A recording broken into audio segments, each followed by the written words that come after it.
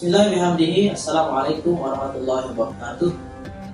Alhamdulillah hamdan katsiran thayyiban mubarakan fihi kama yuhibbu rabbuna wa yarda. Alhamdulillahilladzi anzala 'ala abdil kitab wa lam yaj'al lahu 'iwaja. Qayyiman liyunzira ba'san shadidan min ladunhu wa yubashshirul mu'minina alladzina ya'maluna as-solihati anna lahum ajran hasanan.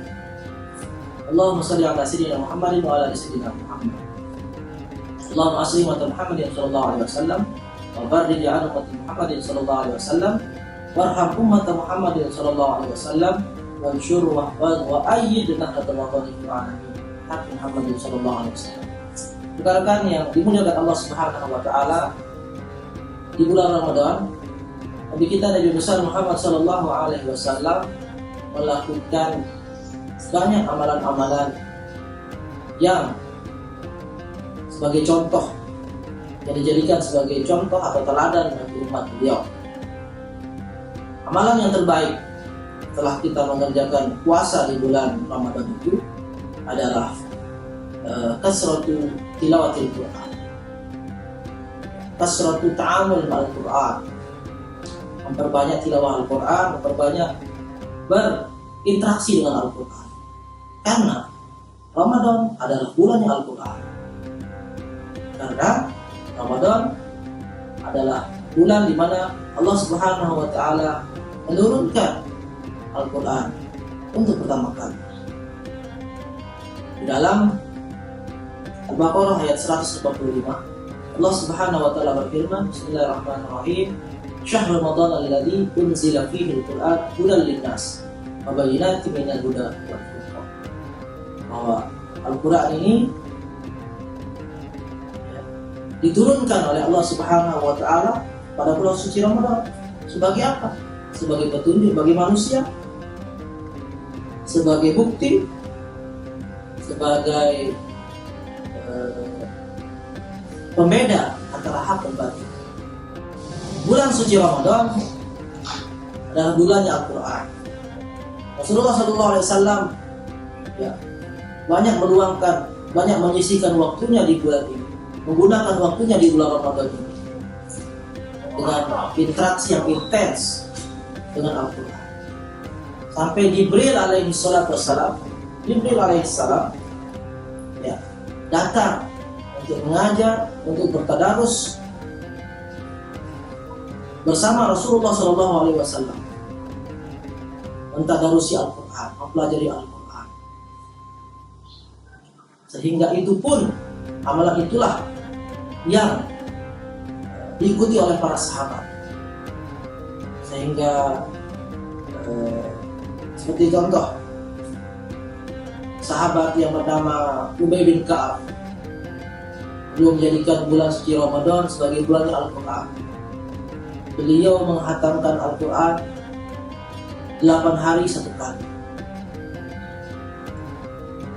Ada sahabat yang bernama Tamim Ad-Dari, beliau menghatamkan Al-Quran selama 1 pekan sekali.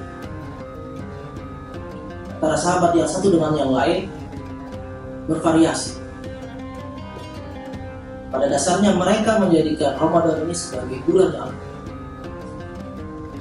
Adapun para ulama, rata-rata mereka, ulama-ulama salaf kita, menutup majelis ilmunya dan menggantinya dengan memperbanyak interaksi dengan Al-Quran. Imam Malik bin Anas, Imam Darul Hijrah, beliau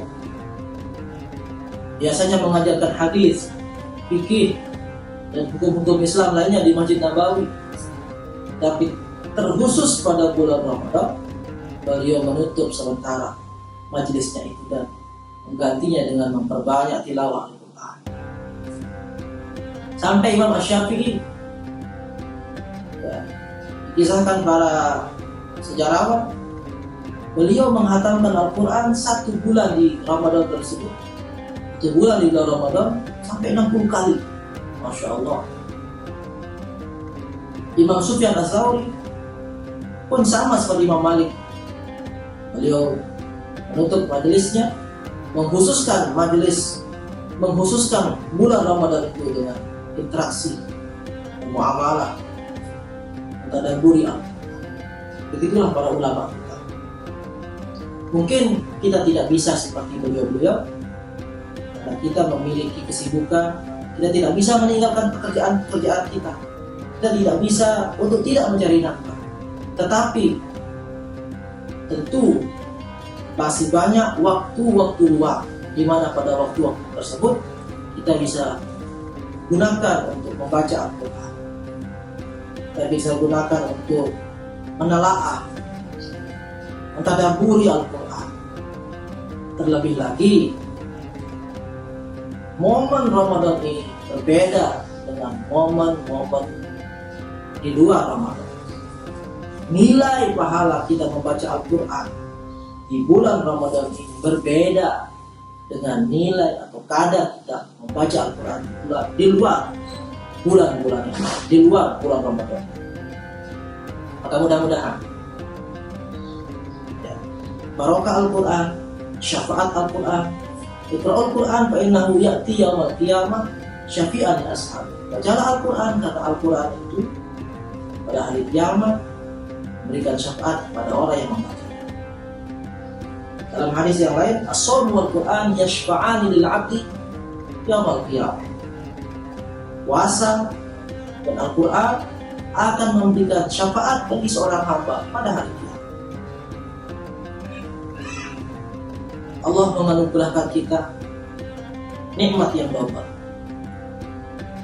syafaat yang double dengan puasa kita dan dengan bacaan Al-Quran.